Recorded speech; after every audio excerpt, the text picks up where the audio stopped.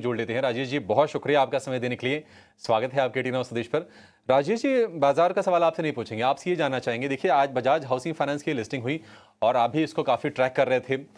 अब जो उम्मीद आपको थी या फिर जो उम्मीद मार्केट को थी, सारे के सारे पूरा किए हैं बजाज हाउसिंग ने। 70 वाला शेयर 150 पे लिस्ट हुआ और अब 165 पर ट्रेड कर रहा है। प्रॉफिट टेकिंग करनी है या नहीं करनी है राजेश जी? क्या इसमें अभी और लंबा बने रहना है? और दूसरी चीज ये कि अगर हम हाउसिंग फाइनेंस से तुलना करें इस सेगमेंट की, तो प्राइस टू बुक वैल्यू के लिहाज से थोड़ा सा महंगा ट्रेड कर रहा है ये। कितना कन्विक्शन है आपको कंपनी पर और क्या निवेशित रहे इसमें? Good afternoon Ashish ji, tempeh जी, बाकी भी पैनल में जो मित्रगण है सबको नमस्कार। आपने बहुत सटीक बात करी कि दूसरी हाउसिंग फाइनेंस कंपनी से जब मैं इसे कंपेयर करता हूं तो वैल्यूएशन बहुत ऊंचे नजर आते हैं।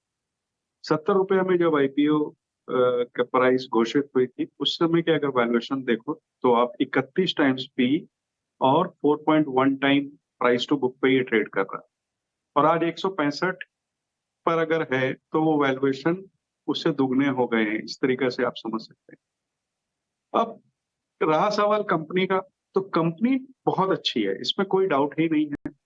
कई गुना ग्रोथ दिखाई है कंपनी ने, फिर वो चाहे लोन बुक हो या उनके प्रॉफिटेबिलिटी हो। सेकंड लार्जेस्ट प्लेयर है हाउसिंग फाइनेंस में अगर देखा जाए तो।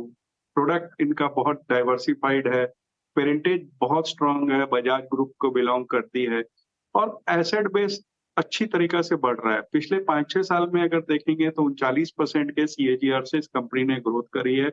एयूएम आज की डेट में 97,000 करोड़ का है। सारी चीजें अच्छी हैं, लेकिन जहां वैल्यूएशन की बात आती है तो अगर आप देखो कि ये second largest housing finance company है। अब first largest housing finance company कौन है भाई? एचडीएफसी तो अब मर्ज हो गई एचडीएफसी बैंक के साथ, तो अब एलआईसी हाउसिंग फाइनेंस आती है और वो ट्रेड कर रही है 12-13 के पी पे और ये ट्रेड कर रही है 50-60 के पी पे। हाँ, इस कंपनी ने बहुत अच्छी ग्रोथ बहुत छोटे समय में दिखाई है, आने वाले में दिनों में भी अच्छी ग्रोथ हो सकती है, लेकिन कहीं ना कहीं वैल्यूएशन मैटर करते हैं। तो जिनकी छोटी अवधि के टाइम होराइजन हो, उन्हें मैं पूरा नहीं तो कम से कम पार्शियल प्रॉफिट बुक करने की सलाह दूंगा। पार्शियल प्रॉफिट टेकिंग की सलाह है। हालांकि बाजार में एक थ्योरी और काम करती है कि जो अच्छी चीज़ें होती हैं थोड़ी महंगी होती हैं, प्रीमियम वैल्यूएशन वो कमांड करती हैं।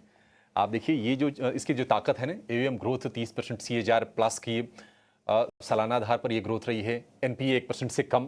तो ये सारी स्ट्रेंथ देकर ही लोग अभी इस पर भरोसा पूरी तरह से बनाए हुए हैं। लेकिन अगर आपको प्रॉफिट अगर हो ही रहा है ना, तो फिर कोई दिक्कत नहीं है, थोड़ा प्रॉफिट टेकिंग पार्शली कर लेनी चाहिए। अपना जो कॉस्ट है वो तो निकाल ही लीजिए, इसमें कोई दिक्कत है नहीं। और ये राजेश जी भी यही कह रहे हैं। शेयर आज आप देखेंगे कि वायदा का है टॉप गेनर और वो शेयर है डिक्सन टेक का।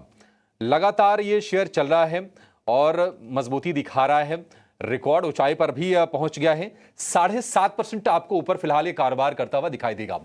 पिछले हफ्ते खबर आई थी कि इन्होंने एचपी इंडिया के साथ एक करार किया था और एक और करार की अभी खबर आई है, नया करार किया है कंपनी